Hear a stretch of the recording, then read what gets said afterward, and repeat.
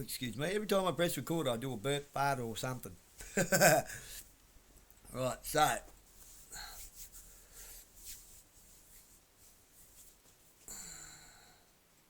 Australia 1 and JMC. It's a show in America. This is a thing that's going on in America at the minute. Or when was it? December the 25th at 8 p.m. December last night. Tuesday night. I'll move that around. I wound a bit. The 17th. What's the date today? 18th. Yeah, last night at 8 o'clock. So it was his. It was a different broadcast to his usual green room broadcast. It goes for 42 minutes 28 seconds plus whatever two bobs worth I whack into it. It's on Australia's Bondi Beach attack, our little terrorist attack by Central Casting. You know, the bad actors for the CIA and Mossad.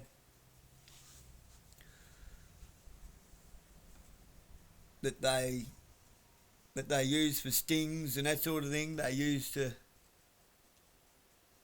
you know, like when you watch the movies and you've got a bunch of people pretending to be groundsmen at a park and somebody else is pretending to be a jogger and somebody else is pretending to walk a dog and all communicating with each other and putting on a fake show to draw somebody out of hiding into the public arena and things like that.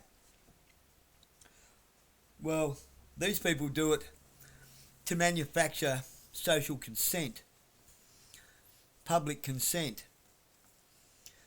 so that we will justify boots on the ground in another country under the guise of democracy, you know, to liberate them and give them democracy, and to install puppet governments and for regime change. For what? At the end of the day, it's always about economic power structures and resources. It's pillage and plunder by another name. That's all it is. So, on that also, my next opinions. Do I like Bosi? There's some things about Bosi I think's pretty good. He's not scared to tell you to your face you're a cunt. So if you don't like the sounds that come out of my face hole, as Bear would say, if you don't like it, fine. Off you go.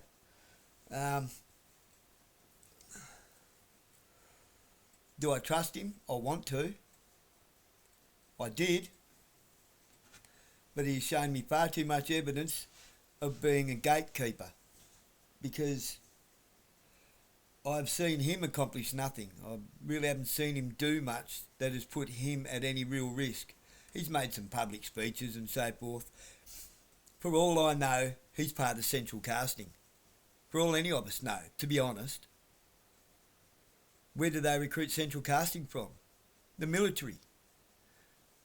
Israel Defence Army, Australian Army, United States military, British military, anyone that's got any ties to the United States, AUKUS, World Allies Treaty, Israel, the Order of Jesuits, Freemasonry, Knights Templar, all of those, Lions Club, the Rotary Club. Lions Club and Rotary Club, just in case you didn't know real quick, is the recruiting ground for the Freemasons, where they recruit certain people that they see a lot of promise in, someone that they think, this person needs to be one of us.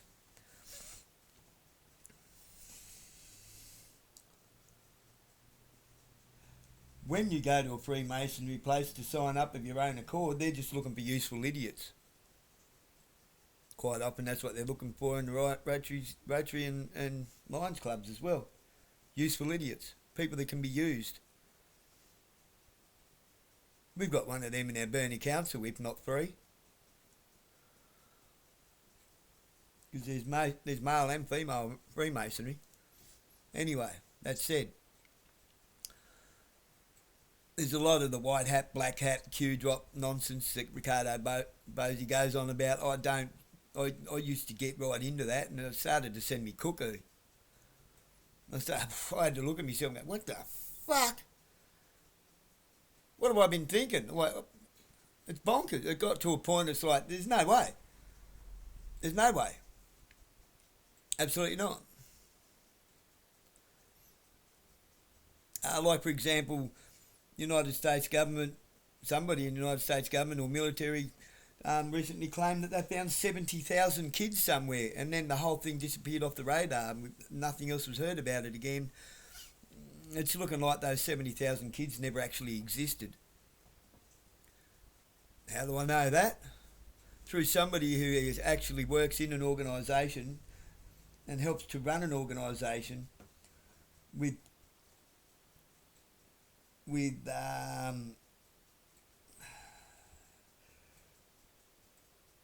undercover FBI agents.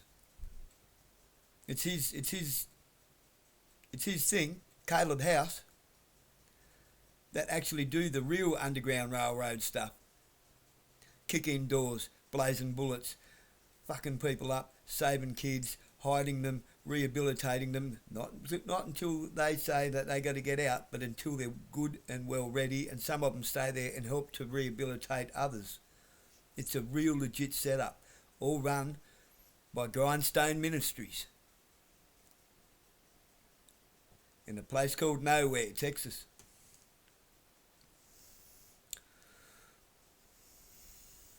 Bear Independent, Grindstone Ministries, Caleb House, Refuge Medical. So they go into places like after Hurricane Helene and all those things, and they go in and they take on FEMA, and FEMA run with their tail between their legs. And BlackRock, the fuck out. You want to... Knife hands. I love that one. You come at me with your gun. I've got knife hands. I love it. Bear ain't scared of nothing because he does it for the Most High. Point me at it and watch me meat wagon go, he says. I've kind of adopted that because I see the good in it. I see why. I get it. I totally get it. It's not for me. I don't do it for me. I do it for the Most High. Why? Because he should so even cause one of God's children to stumble would be better to have a millstone placed around their neck and thrown into the sea. Pretty sure lawyers are in that list too. Anyhow, so you can take the up and air stuff with a infinitesimally small grain of salt.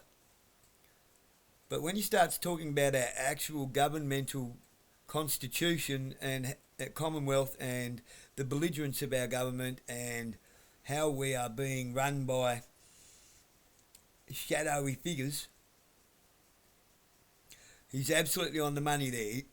He tells us a lot of what we want to hear. Now, when you get into what David Icke says, his theory, which has been proven to be right time and time again, time infinity again, these so-called alternative media have a rule of this far and no further. His this far is probably further than anybody else's I've seen. I've never seen anyone else take his this far and no further as far as he takes it. I reckon he's right on the borderline of what's acceptable to take us, and then throws us a few wombat holes and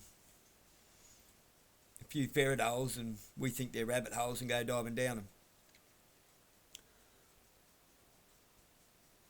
So, without further ado, I'll up Periscope, and I'll just whack it on, and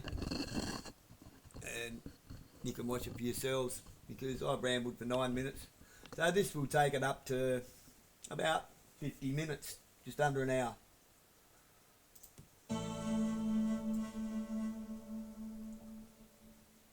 Welcome. This is a special report. Ricardo Bosi, retired Lieutenant Colonel Ricardo Bosi, is traveling in Australia. This is an impromptu special report. No one better than to weigh in on the issue that just unfolded in Australia, not just for Australians, but for people all over the world, is Ricardo Bosi. He's the first person I thought of as soon as the news hit on what we witnessed or thought we witnessed on the streets on Bondi Beach. Ricardo, thank you very much for carving out this time while you're traveling. What, take it away. What did we just witness? Thanks, John, and thanks for making the call. It's a pleasure to be here. Hey, folks, I hope you're all well. Yeah, it's a big event. We don't have events like this in Oz very often, so when things like this do happen, it causes a bit of a splash. So I'll give you a quick rundown on what's been reported. I'm not putting votes as to whether it's real or not. We'll talk about that later. I'll just give you the facts as we got them, and then we can talk about the implications for Australia, for the world, what it means, and what from an Australian perspective, I'm certainly going to suggest what we should be focusing upon. But okay, first of all, there's an alleged terrorist attack at Sydney's famous Bondi Beach. There's a Jewish community down there celebrating Hanukkah, and Hanukkah is commemorating the recovery of Jerusalem and the subsequent rededication of the Second Temple following the Jewish Maccabean revolt against the Seleucid Empire. And this was in the 2nd century BC, so it's a long tradition within the Jewish faith. Now the shooters, 2 shooters and this celebration. The latest results in terms of casualties are 17 dead, and that's the 2 shooters, a father and son, a 50-year-old Pakistani and his 24-year-old Australian-born son, and 15 of the revelers. The names of the 2 shooters, alleged shooters, Sajid Akram, he's 50 years of age, and his son Naveed Akram, 24. Now, Sajid came to Australia in the late 90s on a student visa, and that switched across to a partner visa. We assume he obviously met a woman, and together they've had a son, Naveed. Now, they're the people involved, the alleged shooters. Just a couple of facts, and I'll just go through the facts as quick as I can. An Islamic State flag was allegedly located in their car at the scene. The son, the 24-year-old Naveed, had been under investigation by the Australian Security Intelligence Organisation. That's the internal security, the internal spies. It's like your FBI, let's say. He'd been under observation and was deemed to cause no cause for threat, although he'd been apparently hanging around with some questionable individuals. His father was a recreational hunter. He had a license for his weapon, and it was a bolt action. Looked by the cartridge that was being expended, looked like a 308 or thereabouts. So he'd been a licensed gun owner for 10 years. He owned 6 guns. 6 guns were subsequently recovered from the scene, and also including 2 from their home in Bonnyrigg, which is a suburb of Sydney, an outer suburb, Brown Road, Bonnyrigg. That area was cordoned off and searched, and we'll talk about that in a minute. The videos that were played were quite interesting to watch. We talk about what we saw. The response from the government, who was immediately the New South Wales Premier, Chris Minns, said there'll be an overwhelming response against this sort of anti-Semitic threat, and the Jewish lobby got very, very animated. Chris Minns said that they're thinking about introducing time-limited gun licenses, so you've got to keep reapplying. Apparently Mossad was assisting the Australian authorities, and I don't know if that includes what Netanyahu said when he was threatening the Prime Minister, which is quite interesting to have the alleged Prime Minister of an alleged country that allegedly ran out when the Balfour Declaration expired last year. But that was going on. And what's interesting, one of the things that struck us very quickly is, where's the Governor-General in all of this? We've got our Prime Minister being threatened by another former leader of a country, and the Governor-General silent. And we're going to speak about the Governor-General because we want to take this at the high level. Now, what was the initial response here in Australia? It was quite interesting. A lack of interest by many. Those who've been watching or know what's going on the planet immediately cried false flag, and they went to work and provided imagery and comment very quickly, making claims of amateurish performances by the actors. There were even photographs of an alleged victim who was interviewed. He had a bandage around his head, and there were photographs of him having the fake blood being painted onto him. And it was just, so the judicial response, as I said, apathy, but not apathy, not because Australian people don't care. It's more a case of, this is not our fight. Why do we care about Jews and Arabs, Muslims? Why are we interested in this? Why are our governments importing these problems to our country? Australia's very relaxed. We're slow to anger. We'd rather relax, get on with people, and tolerate as much as we can. But it's, again, not apathy, but just, this isn't our fight. This is just somebody else's problem that should never be here. Then you've got the Jewish lobby. They're very animated. The government was very quick to start talking about anti-Semitism and laws and what needs to be done. Some other facts that might be useful. Pew Research, a reputable research organisation out of 2013, I think it is, in terms of, they did a study on who wants Sharia law in different countries. Now, these are two Pakistanis. Well, the father's Pakistani and the son is the son of a Pakistani. 84% of Pakistanis want Sharia to be the law. So you start getting these ideas. So then you get the Muslims getting animated if they believe it's real and they think that one of their own is doing Allah's work by taking out the Jews. So they're the sort of facts as they were delivered to us and as we sort of worked at it. Now, let me give you some commentary on it. The evidence that it's a false flag is pretty strong. It really is, and then the response from the governments at all levels. We need to restrict guns, which already happened after another false flag at Port Arthur in Tasmania in, I think, 1996, where everybody had to hand their weapons in, and they're saying we need to have another one of these to disarm the country. I think they'll have less success this time. I suspect a lot of people might lose their rifles by mistake. They might fall out the back of the boat and lost into the bottom of the dam, or they might have dropped off the back of the truck. I'm not suggesting that anybody do that, because of course that's wrong, and I would not be so presumptuous as to give advice like that, but I don't think there'll be a great response like there was last time. I think the Australian people are far more suspicious of government now. So, responses, apathy because it's not our fight. The Jewish lobby's up in arms. The Muslims are up in arms. And here's my take. Point number one. The Governor-General has failed in her duty. Let's just say that, the Governor-General. So we've got this Prime Minister and a Cabinet and the Parliament. Now let me explain a small problem with that. The best way, and as you know, is to separate the three arms of government: the executive, the legislature, and the judiciary. But in Australia, that's what we had when our Constitution 1901 was created. The Governor-General sat above all of the members of Parliament. Now, the Governor-General is required to select an executive council to appoint her ministers of state, who have a female Governor-General at the moment. And then they come up with policies. Just briefly. He's right, but he's referencing the wrong constitution. Okay? The 1901 Constitution was never acted in federation. The Governor-General never enshrined it into Australian law when he came back from getting it signed off by the Attorney-General under the Royal Monarchy.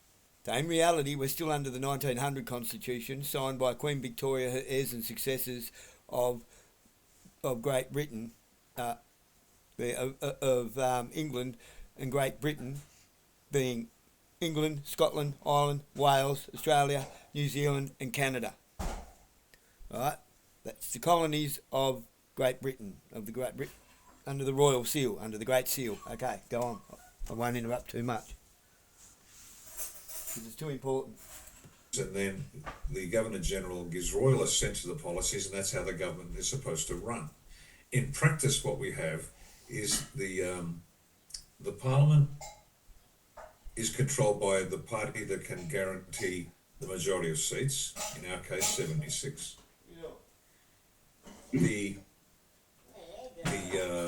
ministers then are selected from the ruling party, and the ruler of that party is called the Prime Minister. Now, none of this exists in the Constitution. There is no role for a Prime Minister. There is no role for the Cabinet. This is all a convention that people have decided this is the best way to go. And what they've basically done is they've sidelined the Governor-General into a purely ceremonial role. and they get on with the job. Now the problem is that, very practical, very very excellent if you want to control the country without meeting your obligations. Because the trouble is this: we now have the executive and the legislature in the same body. There is no separation of those powers. So we've got the legislature producing the cabinet and this character called the Prime Minister that doesn't exist in reality. Now the Governor General has been presiding over this, and all of her predecessors have done the same. They've sat back and let it go. That she should be directing the efforts of this Executive Council in her control, but she doesn't, and she hasn't. And so point number one is the polity, the bureaucracy, the judiciary, the constabulary, all involved in this event at Bondi. Now, if it's real, fantastic. If it's not, who has the power to manipulate so many forces in one fell swoop? Well, it's not the Governor General, because she's just a puppet, like the politician's just a puppet. So let's talk about who could manipulate this in a country, and the media then to communicate it all. And this is replicated in every country on the planet, and has been for decades and decades and decades. And we spoke about it last week. It's the Committee of 300. So they're driving this whole show. But what's their objective? What are they doing? Well, we know divide and conquer is their method, but in this particular case, they're using the Jews and the Muslims against each other. It's really simple. They are using these two to fight, and then the sincere Jews are up in arms that the Muslims are at it again, and the sincere Muslims are up in arms that the Jews are doing things to them. So that's exactly what they're doing. They're using one against the other. They're using both, and unfortunately, we've got some right-wing. Or, in high school terms, it's the he said, she said game. Just to get a couple of people to go and have a brawl behind the gym at lunchtime. Same sort of tactic. Bit of character assassination, bit of bullshit, and off they go. Groups that think the Jews are all the problem. No, they have to elevate their thinking. It's well above the Jews, and it's not even the Jews or the Khazarian mafia. It's well above that. Everybody is being played. Every time you see a political protest out there, and you've got the white supremacists or the Jews or the Muslims or anybody, they're all being played, and they're all being controlled. And so the purpose of this is to create fear and loathing and division within this country, because down the road they can strip us of our weapons and continue their march through each country on the planet to control the planet. And so you've got this extraordinary show being played out, and people are falling for it again and again and again and again. They just keep falling for it. Now, don't get me wrong, I understand why. Because you've got this overwhelming evidence, and you can think about people, older people who have lived in this country. They have a good bead on how things work, or so they think. And then to tell them, well, guess what? No, the police and the judges and the politicians and the media and everybody and the judges, they're all involved in this conspiracy. And the obvious question, well, who's powerful enough to do that? And that's the question they ask, but they don't want the answer to. And so there's point number one. Committee of 300 is playing this game. Now, if you believe it's real, that's what's going on. Now, remember, let's just step back a bit. We know the White Hats are letting the Black Hats show us what was really going to happen. This was always going to happen. This is not a White Hat op in the sense of they planned this. No. But the Black Hats are allowed to play their game so that the people see for themselves, as has been said many, many times. You can't tell the people, you have to show them. You can't tell the people, you have to show them. Now, from the White Hat perspective, let me speculate. For them to reach a state of high dudgeon, my God, this is just unsupportable, and then find out they were conned, it's part of this process by which the people will be shocked and then betrayed and then angry, and it'll reduce the level of trust that the people place into the very... He's half right and half wrong, okay? He's right in what's going on there. However, ignore the white hat, black hat shit. It'll fucking send you bonkers. It will. Even if it turns out to be true, better off to stay out of it. Don't go fucking chasing Q drops and shit, because I personally am of a very strong opinion that that's actually an AI program that has no end. It'll go on forever. Okay? I believe that America could be wiped off the face of the planet and everyone that's in America, and they will still go on about how Donald Trump's doing this and how blah, blah, blah. using chess pieces that aren't even on the board anymore. Okay, so anyway. Various organs of state. This is a good thing. We want the people to be suspicious. We want the people to listen to the news and go, prove it to me. Where are the receipts, to use a common expression? Because we're not going to believe you anymore. And so this is not a bad thing to come from. So you can believe it's true, you can believe it's white hat, you can believe it's black hat. It's all beneficial in the long run.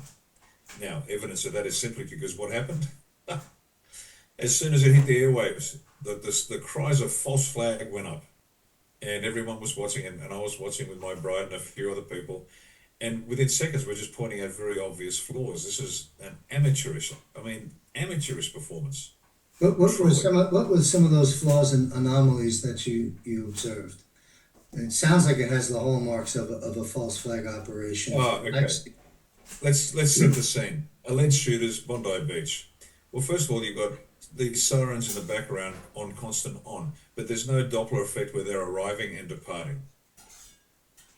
And they're just on, like it's sound, quick sound, we need some sound, make it sound scary. Okay. Next, you've got the alleged shooters wandering around and the police aren't returning fire for the longest time. Yeah. There's images of the police hiding behind cars. You don't have to be a marksman to take these guys out. The shooters are shooting apparently, and they're not taking cover, and occasionally they duck and weave. But it didn't look like anybody wanted to interfere with the show that was being played. Does that make sense? Mm-hmm. Then you've got the alleged attack by one of the revelers, who then disarmed one of the gentlemen with the gun, took the gun down, placed it gingerly against a tree, and then let the assailant just walk away. Yeah. Not sure that's any of that was a natural response. It was like a bad direction to an actor who's not very talented in giving the impression of what he's done. And then he threw a shoe at him.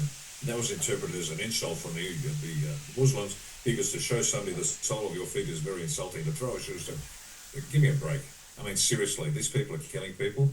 And it was like in slow motion nonsense. Mm-hmm. And then, as I said later, the imagery came out, pictures of alleged victims getting the blood painted onto them. Now, is that real, not real? It was enough for everybody in our circle, I can tell you, to say this is just not real. And so that's what I mean by it was an amateurish performance. It didn't look any good. And we're just tired of it. We just knew it was nonsense. So that's, in answer to your question, so that's what came out. Even though... So we go ahead. Go on. Just a quick question, because I know it's on the minds of some people.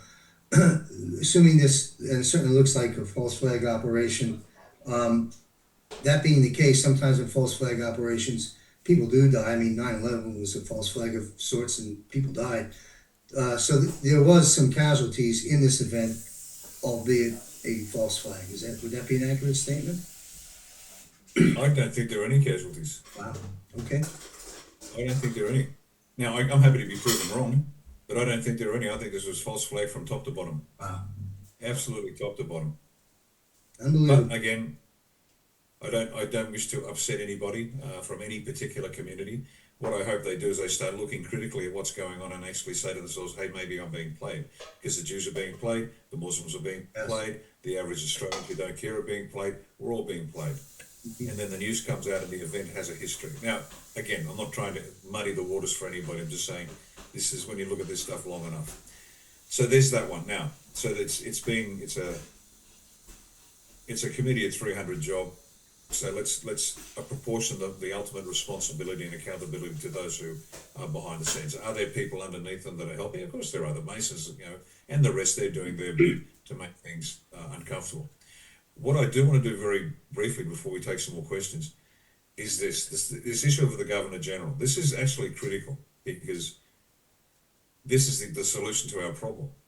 This is the solution to our problem. Now, some time ago, in fact, on the 16th of April 2025, earlier this year, I wrote a letter to the Governor General outlining a number of issues because she's the one that has the means, the responsibility and the authority to take action to fix the problem, but she's done nothing like every one of her predecessors. Now, we know the Governors General are appointed not because they are going to stand up and do their duty. They're under control. They're all blackmailable. They've all got something, and that's how you get that sort of top job. You can go through the list. the history is not, and when the truth comes out and the history of the Governors General comes out, people will be shocked. But anyway, I just want to read a couple of paragraphs from this letter. It relates to two separate issues, but what applies is very important. She could stop this tomorrow. She could drop the hammer on the Parliament, because if they behave unconstitutionally, she is required to warn them. If they continue in that behaviour, she's then empowered to dismiss the Parliament, appoint a new Executive Council for a period of 3 months before they face an election. So she can pick an Executive Council, which is essentially her Ministers of State, a cabinet by another name, and get the country back on track. That's what she is required and authorised to do in the face of unconstitutional behaviour by the Parliament. Now, we know the Parliament has been unconstitutional for the longest time, and she has done nothing. But it's important that we, the Australian people, hold her personally responsible, because she, in failing to do her duty, is guilty of treason.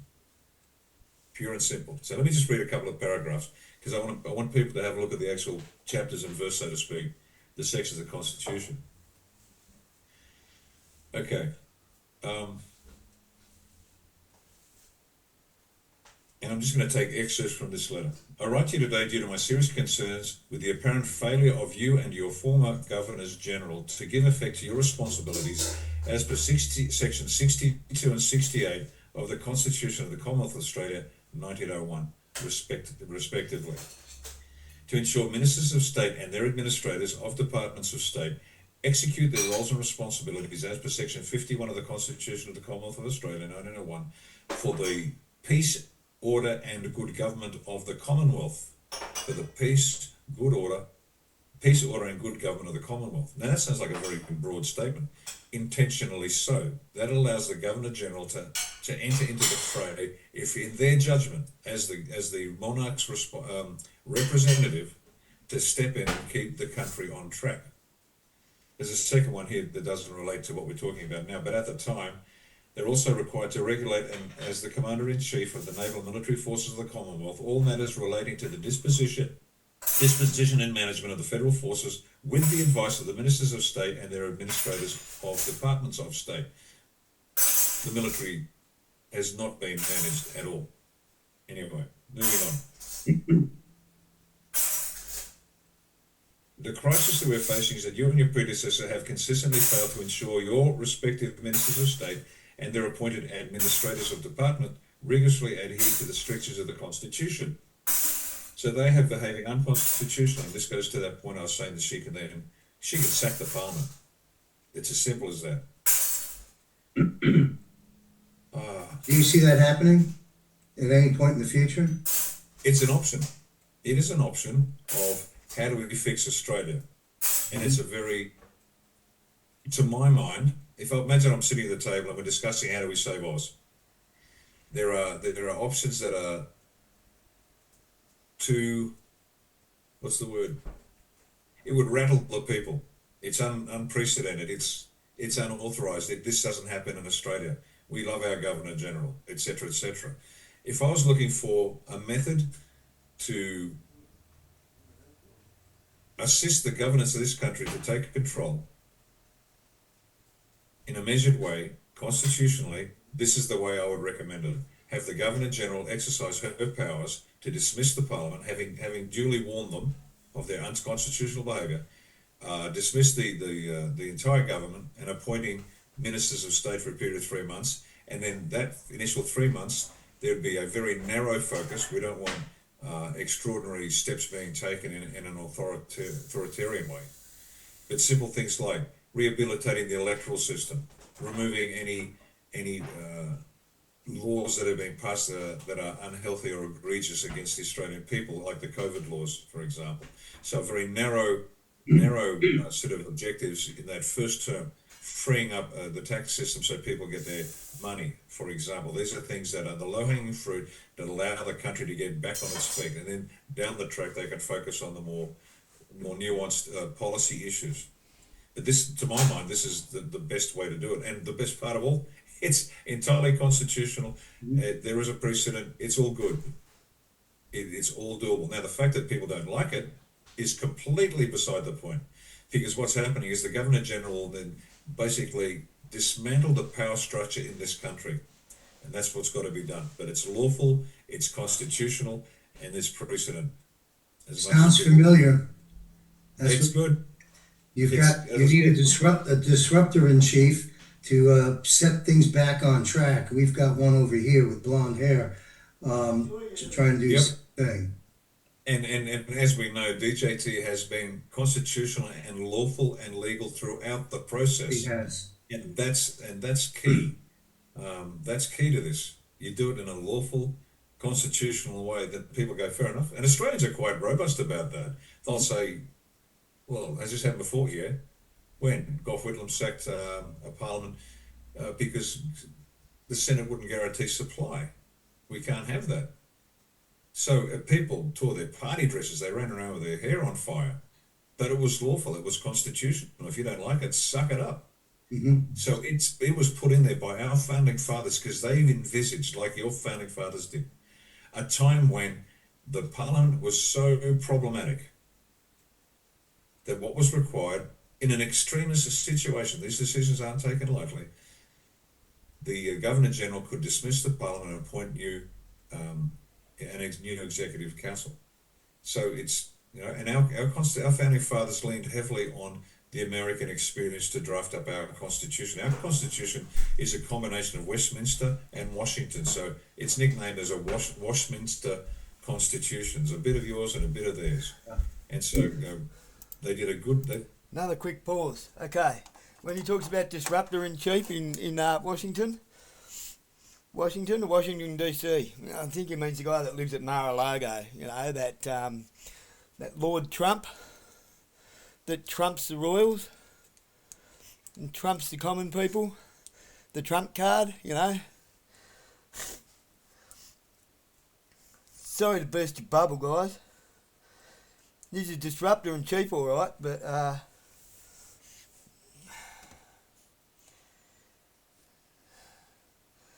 as Lord Albert Pike said, there's another lord, 33rd degree Freemason of the Scottish Rite.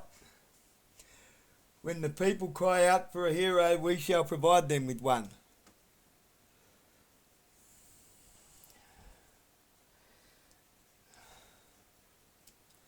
I know a guy right here, works in Burnie, lives in Wynyard, who's got the little all-seeing eye triangle on his arm. Used to be my job network provider. No, I don't care. Masons don't faze me none. Do your worst, because you can't do your best. He told me himself in a private meeting, Donald Trump is a 33rd degree Freemason and he's been installed to start World War III and to crash the Western economy. Hello? He told me that about 2 years ago. How long ago? Crikeys.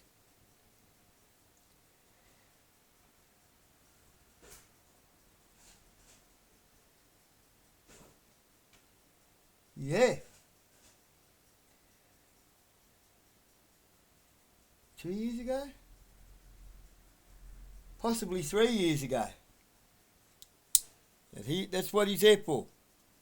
He told me straight up, they're running the election in such a way next time that he can't lose because he's being installed to crash the world's Western economy, to take us into World War III,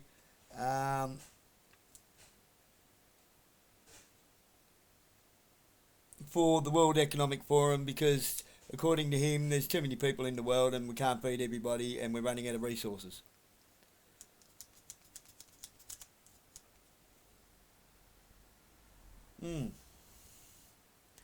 Wonder what nights the Freemasons meet on, because I heard exactly the same thing said by somebody else around here who sells ice.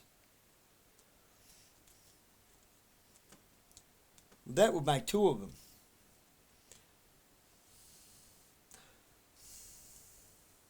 somebody gets around on a green motorbike, works in Burnie, lives in Wynyard. I keep seeing him at ice houses. Oh. Let's go on. They did a pretty good job. I'm not a fan of a constitutional monarchy, which is what we are, but they did a pretty good job to take the best of both worlds. So think about this: a constitutional lawful method of solving the problem at the highest level, with a minimum of fuss and disruption to the people, but a massive disentangling and dismantling of the power structures put in place by corrupted secret societies. So it's great. Well, let me just read this. Sure, Go on. No, go ahead, continue, and I'll have a closing question about Sure. these related issues in Australia when you're through. Yes, all of this lies on what's called the prerogative powers that I was just alluding to. Let me read this. Your powers and duties of the Governor-General are described in the Constitution by the letters patent and your commission, by the acts of the Commonwealth Parliament, by conventions established in past centuries in Great Britain, or by the practices and customs that have developed in Australia. So that's the basis of the authority to do it. This is not something that is unprecedented. It was designed for this. These can be divided into three categories: prerogative, legislative, and executive. Parliamentary government has well established the principle that the monarch can perform no executive act except on the advice of some minister responsible for the Parliament. So the Governor-General just can't decide to do something because he or she wants to. It has to act on the advice of a member of Parliament, elected by the people. You act on advice, whether you are acting on your own name or as the Governor-General in Council.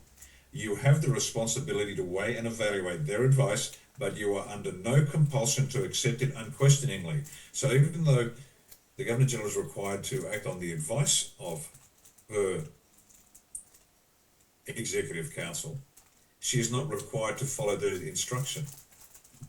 The Australian Constitution firmly places the prerogative powers of the monarch into your hands as the Governor-General and the other powers in your hands as the Governor-General in Council. These prerogative powers are those when you are required to act on your own, and they are not redundant or superfluous in modern times, as is claimed by some. It's a bit like those that attack your constitution by saying it's a living document, it should develop and it should grow. And then you have the black and white law, the literalists that say, no, they wrote this, that's what it meant, you can't reinterpret from modern times. In Australia, constitutional experts have done the same. They've tried to do the same. So, well, it doesn't really matter. This is the 21st century. Yeah, what did they know back in 1901?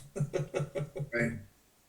It must always be remembered that conventions and practices do not supersede constitutional law. Let me say that again for all the lawyers out there that are now tearing their party dresses.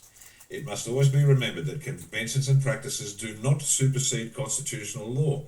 I'm a literalist. I think they knew exactly what they wrote and why they wrote it, and that's the measure. Everything else is just opinion, and everyone's entitled to their opinion. But they're like, there's an old expression: everyone's got bums. Doesn't make them right. Anyway, I finish off in saying basically that the Governor-General's the Parliament has lost the confidence of the people. The Governor-General, as the monarch's representative and the final arbiter of what must be done in this country, must take note. This Governor-General, and you go back to the previous ones, and I'll wrap up now, but previous Governors-General have failed in their duty over and over again in the most egregious ways. But this one has allowed our country to be attacked in many ways without even battering an eyelid. A Chinese warship sailed into Sydney Harbour without permission of the government. That is, by definition, an act of war.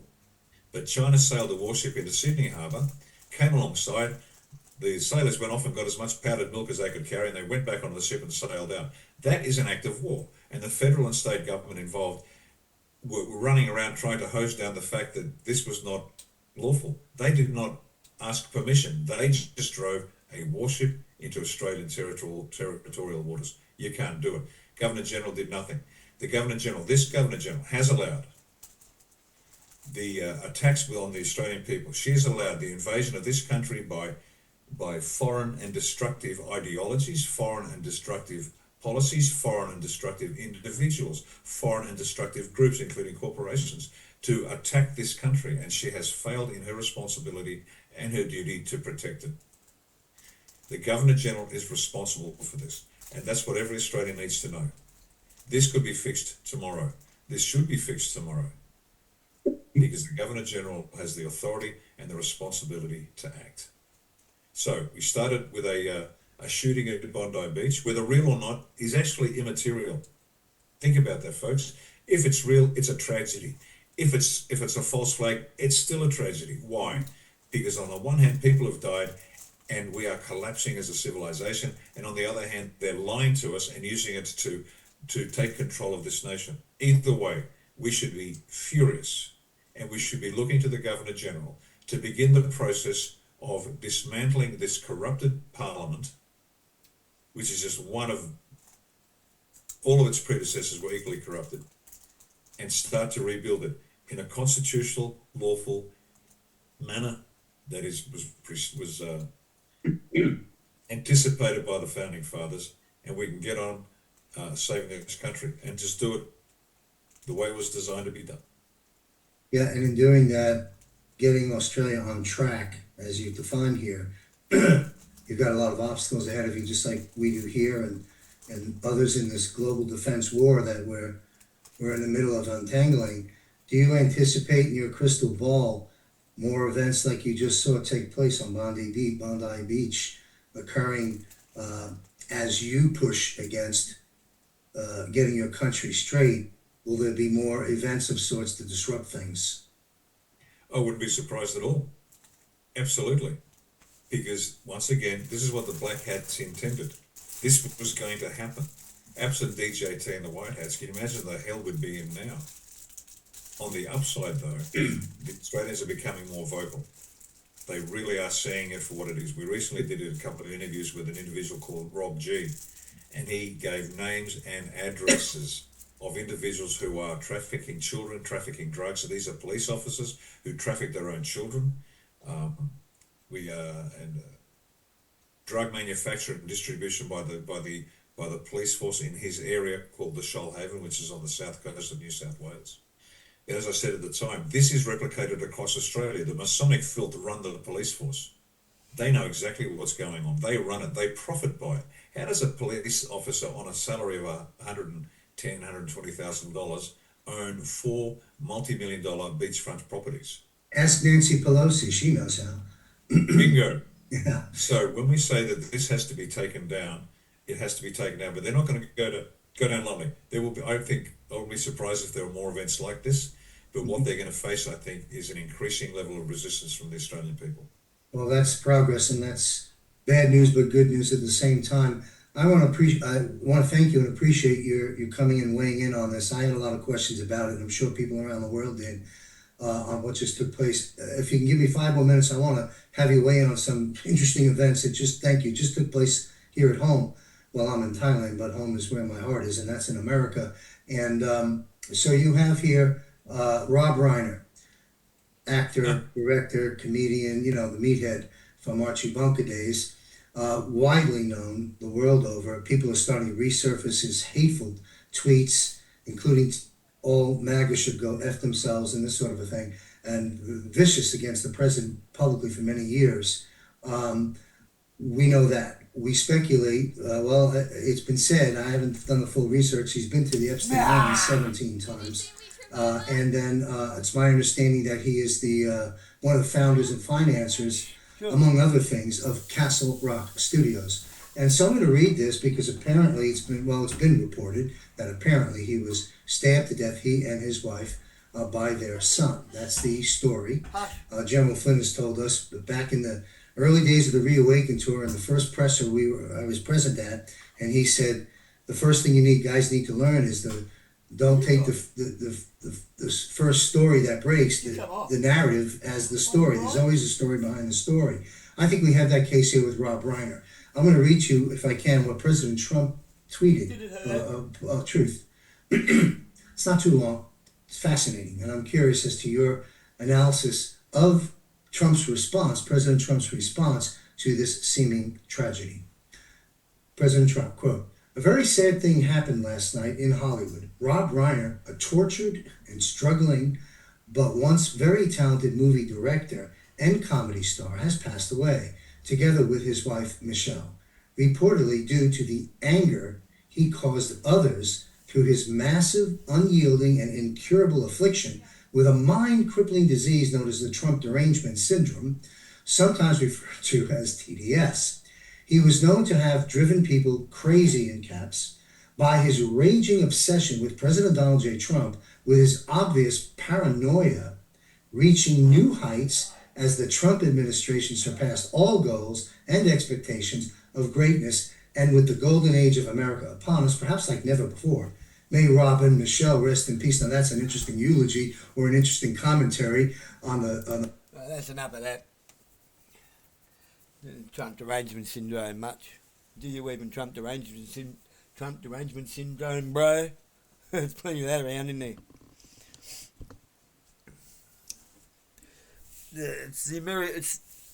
It's the American perspective that I care nothing for. I couldn't care fucking less, to be honest. People are counting on something that's not going to happen. Why? I've explained this before. America's broke. They got no money. They're about to be stuck in 8 war fronts. Okay, Donald Trump said it himself. We're going to take on 8 war fronts, 4 fronts of war, 8 fronts of war. It's going to be tremendous. Okay, no it's not. You know why? Because the actual reality of capabilities, he's got a chronic case of ambitions, capabilities, fucking it's not doing so well. They were aiming for to be able to take on 8 war fronts. They were wanted by, I think it was the end of this year, to have the capability to take on 3. The most that they can take on naval-wise is 1.5. 1.5. Because of how badly stretched they are already everywhere else. They can't actually take on 8. They don't have the hardware. Not only do they not have the manpower, they don't have the hardware. Elon Musk's working on that, I think. Now, this whole retarded, if we don't develop AI, somebody else will develop it first, which means that they'll be stronger militarily than us. Okay? You know, if there's no one to fight, there's no one to fight. You see what I'm saying there? If America took everything, because hey, have we ever had boots on our ground? No. Oh, they're here. They're here, but they're still wearing their flip-flops and thongs. And sandals and jandals and stuff. And their red NKs. They haven't put their boots on yet. They're sitting in the back of the wardrobe with their AKs and ARs and stuff that we don't know that they have. Alright? Trust me, we've got sleeper cells, we've got plenty of them. I'll guarantee you there's one right here. I'll guarantee you there's one here in Burnie. I'll tell you that there's probably 1,000 or more here in Burnie, and no one knows where they live. No one knows where they live. Who knows where they come from? They all go shopping at the same time on Sunday night and stuff, when nobody else is shopping.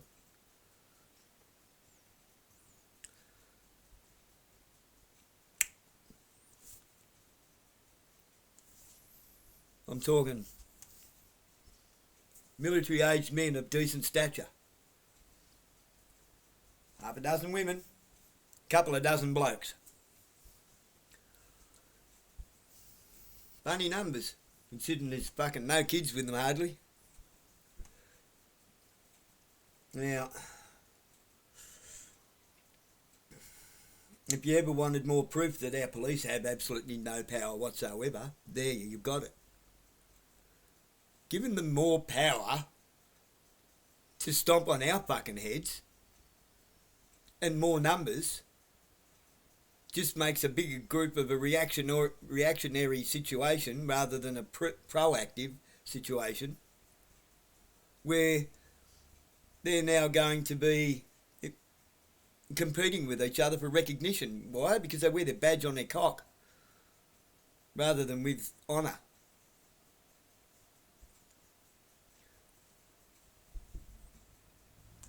I've had female police officers that have left the force that I've chatted to online and all over the place, ones that I've met. I had one specifically referred to it that way. I left the force because I got sick of men and women officers who wear their badge on their dick and they have no honour. I like that one. That was good. Colin Carpenter. But,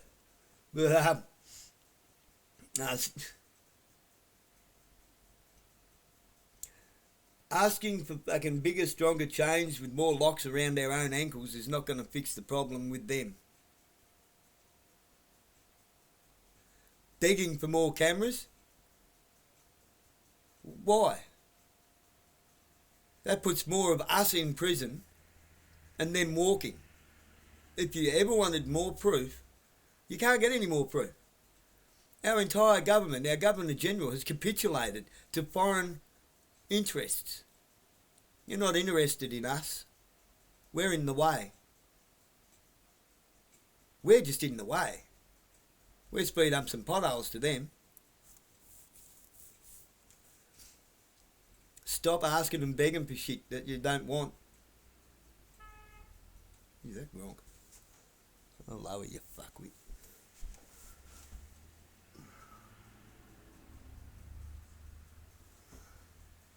Probably off his face as usual. Doing the crack dance. Anyway. There you have it. I'll stop it there because it takes too much hassle to try and upload, otherwise it fucking takes forever. And I've had one now I've been trying to upload for 3 days and it keeps getting to 90% and then stopping, or 100% and then it won't process. Kind of depends who's on them and where they come from, I think. I don't know. FluffTube's allergic to truth, I think. Anyway, so there we go. Oh yeah, I implore you to watch this. I'm going to leave a couple of links in the description. There will be the HTTP in the link, because I will not upload more information, my personal information and so forth, to be able to share links. I'm not playing that game. So there will be a space, just long enough for it not to be recognised as a link. Just delete that space and put the H right up to the T. Alright guys. God bless you and for now.